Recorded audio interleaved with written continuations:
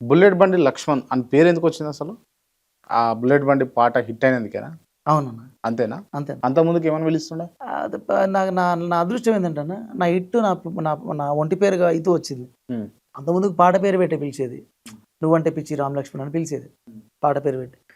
ఏది నువ్వంటే పిచ్చే చే ఆ పాట. ఆ! ఆ! ఆ! దాని తర్వాత 'బుల్లెట్ బండి లక్ష్మణ్' అని పెట్టాను. హ్మ్. అది ఇగ నాకు ఎందుకో నా లైఫ్‌లో ప్రతి ఇంటింటికి చేరవేసింది నన్ను. ఎమోషన్ సాంగ్స్‌లలో కొంత యూత్ చెప్పుకోలేని యాంగిల్‌లో ఉంటుంది పాట గనుక కొంతవరకే. 'బుల్లెట్ బండి' పాట నన్ను ప్రతి ఇంట్లో ఒకరిని చేసింది. హ్మ్. కనుక నాకు ఎందుకో అందరూ 'బుల్లెట్ బండి లక్ష్మణ్' అని పిలిచి నేను కూడా పెట్టుకోలే. హ్మ్. నాకు ఆ సౌండ్ మంచిగా అనిపించింది. లక్ష్మణ్ అనే పేరు సౌండ్ లేదు. హ్మ్. లో ఉంది. హ్మ్. బుల్లెట్ అనడంలో ఒక వైబ్రేషన్ ఉంది. హ్మ్.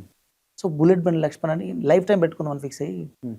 ఇగ అన్నిటికి అదే ఏముంటది ఆధార్ కార్డ్‌లో ఏముంటది మరి? కాటుక లక్ష్మణ్ అని ఉంటది. కాటుక లక్ష్మణ్ అని ఉంటదా? లక్ష్మణ లక్ష్మయ్యనా మీ పేరు? లక్ష్మయ్య అని ఉంటది. లక్ష్మయ్య రామయ్య, అంటారు. లక్ష్మయ్య అంటారు ఊర్లో. ఆ! అంతే. లక్ష్మయ్య, రామయ్య అంతేనా? కానీ బయట ఈ జర పాలిష్ చేసి లక్ష్మణ్ ఆ! రామన్ అంటారా? రామేనా? రామే అంటారు. రామ్. రామే మాట్లాడతావా ఒకసారి ఫోన్ చేస్తావా మీ అన్నకి? అన్న అయితాడా? అన్నయ్యగా? అన్న. అరే తొరే అనుకుంటారు కావచ్చు కవలలు కాబట్టి. దోస్తులాగానే ఉంటాం. హ్మ్. చెప్తాడు. ఎత్తకపోతే లొల్లైనట్టే. లొల్లి కాదు యాక్చువల్లీ అన్నోళ్ళ వదినోళ్ళ సైడ్ ఎవరో చనిపోయారు. ఆడికి పోయిండు. రామ్ రామ్ ఆహ్, ఏడున్నవురా? ఆ? అర్థం కాలే. చింతపల్లి ఎప్పుడొస్తావు? వాయిస్ స్టక్ అవుతున్నావు. ఇప్పుడు సాయంత్రం అన్నా రేపన్నారా? ఎందుకు అదే ఆ రికార్డింగ్ ఎప్పుడు పెట్టుకున్నావు? వస్తా? ఇప్పుడు సాయంత్రం వస్తా. అదే కళ్యాణ్ ఎటో ఊరుకుతాడంట. ఊరిపోతురా మళ్ళీ ఎప్పుడు వస్తాడా? మళ్ళీ అదే అందుకే ఇస్తే దబ్బున అయిపోవు అని. అరే యాక్చువల్లీ ఇంటర్వ్యూలు ఉన్నా. అరే రామ్ ఇంటర్వ్యూలు ఉన్నా క్రాంతి అన్న ఏమంటే చేసిన. చెప్పు. క్రాంతి అన్న చేయమంటే చేసిన. అవునా? Okay, okay. చెప్పు. అన్న మాట్లాడుతుంట. అన్న నమస్తేనే. బాగున్నారా? అన్నయ్య నమస్తే అన్న. బాగున్నారా? బాగున్నా అన్న. యా ఇంటర్వ్యూలు చాలా బాగుంటాయి అన్న. థ్యాంక్ యూ సో మచ్ అన్న. అన్న రైట్ సబ్జెక్ట్ ఏదనంటే లక్ష్మణ్‌కు రామ్‌కు పడతలేదు అని బయట టాక్ ఉంటే అవునా కాదా అని అడుగుదామని నేను ఏమనుంటి. ఏం లేదన్న, అలాంటిది ఏం లేదు. అదేనా? ఇవన్నీ ఏం లేదు. మేము ఎందుకు అట్లా ఏముండదు అన్న. అంతేనా? కాకపోతే ఆ! ఇక ఈ మధ్యన కొంచెం వాడు పాటలు పాడట్లా అందరూ అట్లా అనుకుంటారు కానీ ఆ! అలాంటిది ఏం లేదు. ఎప్పుడు అట్లా ఉండదు కూడా. అచ్చా చలో ఓకే. మనం అట్లా ఎందుకుంటదన్న మాకు. మేము మేము ఎన్నో కష్టాలు పడి ఎంతవరకు వచ్చి ఇప్పుడు మంచి పేరు వచ్చిన మూమెంట్లు ఎందుకు కొట్టుకుంటాం కానీ అంతే. ఏదో అట్లా అనుకుంటారు.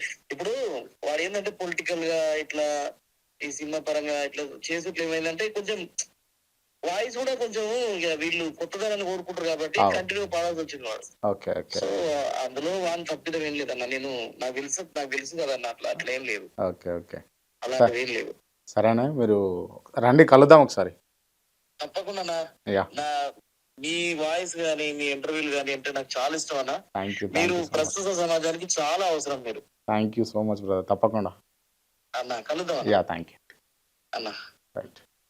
ఓకే. మొత్తానికి లక్ష్మణుడు క్లారిటీ ఇచ్చిండు రాముని గురించి. అది మీ ద్వారా పోయినది. ఇక ఆ క్వశ్చన్కి ఇక తావులేదన్న. ఈ ఇంటర్వ్యూ తోటి మళ్ళీ ఎవరు అడగరు. మేము సడన్గా ఎవరో వస్తారట. సడన్గా ఇట్లా కూర్చున్నాడు. అవును మాట్లాడతలేరట. అందరూ అదే అనుకుంటారు. ఇది నేను లేనప్పుడు రాను కామన్. నాకు తెలిసి ఇక మీరు అడిగారు కనుక పోయింది. ఆ ఆన్సరే రాదు. ఇక క్లియర్ అయిపోయింది. ఆ క్వశ్చన్ రాదు ఇక. Right okay. ఈ బుల్లెట్ బండి పాట రాసిండ్రు కదా. అవునన్నా. ఆ పాట హిట్ అవుతుందని అనుకుంటారా మీరు? అనుకున్నా. అంటే ఎక్స్పెక్ట్ చేసి రాసినప్పుడే? నేను 50 మిలియన్లు డ్యామ్ షూర్ అని చెప్పాను. అంతే. అంటే ఏ ధైర్యంతో చెప్పారు? అన్న నేను నెల రోజులు రాసిన. నెల రోజులలో టోటల్ అదే పాట పైన ఉన్న అది నన్ను ఎంత ఎంత కదిలిచ్చిందంటే లోపల ఒక ఒక తరం, మా అమ్మల తరం, పిన్నళ్ళ తరం జీవితాలు ఇప్పుడున్న అమ్మాయిల జీవితాలు లేవు. అట్లుండే మన బతుకులని మనం ఒక గతాన్ని తీసుకొచ్చిన కళ్ళ ముందు. సో నాకు అది నన్ను చాలా గట్టిపడి ఏ పట్టు చీరని కట్టుకున్నా కట్టుకున్నుల్లో కట్టుకున్నా టిక్కీ బొట్టే పెట్టుకున్నా పెట్టుకున్నుల్లో పెట్టుకున్నా నడుముకు వడ్డానం చుట్టుకున్నా చుట్టుకున్నుల్లో చుట్టుకున్నా దిష్టి సుక్కని దిద్దుకున్నా దిద్దుకున్నుల్లో దిద్దుకున్నా పెళ్లి కూతురు ముస్తాబురో నువ్వు యాడంగా వస్తావురో చెయ్యిని చేతికిస్తానురో అడుగుని అడుగులేస్తానురో నేను మెచ్చి నన్నే మెచ్చేటోడా ఇట్టే వస్తారా నీ వెంట నీ బుల్లెట్ బండెక్కి వచ్చేస్తపా డుగ్గు డుగ్గు డుగ్గు డుగ్గు డుగ్గాని అందాల దునియానే చూపిస్తపా చిక్కు చిక్కు చిక్కు చిక్కు బొక్కని బుల్లెట్ బండెక్కి వచ్చేస్తపా డుగ్గు డుగ్గు డుగ్గు డుగ్గు డుగ్గాని అందాల దునియానే చూపిస్తపా చిక్కు చిక్కు చిక్కు చిక్కు బొక్కని. యా ఈ పాట అంటే ఈ పాట రిలీజ్ అయిన టైంలో అంటే పెళ్లి కొడుకు పెళ్లి పిల్ల డాన్స్ చేయాల్సిందే, ఈ పాట పెట్టుకోవాలి వాళ్ళు డాన్స్ చేయాలి, ఆ నవ అయితే నడిచింది. అవునన్నా అవునన్నా నాకు బుల్లెట్ ఆల్రెడీ డేవిడ్ సన్స్కి వెళ్ళి స్పాన్సర్షిప్లు ఇచ్చిరని బుల్లెట్ బండి ఎంతో పెద్ద ప్రచారం ఇచ్చిరా మరి అంత లేదన్న అందరు అట్లా ఒకటి అయిపోయినప్పుడు దాని మీద కథలు పుడతాయి కదా.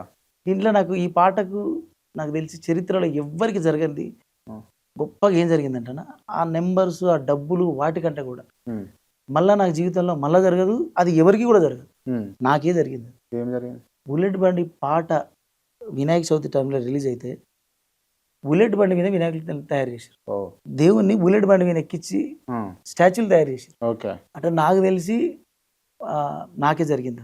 మళ్ళీ కూడా కాదు అటువంటిది. అంటే దేవుణ్ణి పాట మీద సినిమాకి తీసుకొచ్చారు, సినిమా స్టార్లకు తీసుకొచ్చారు, ఒక పాట కోసం దేవుణ్ణి తయారు చేయాలి.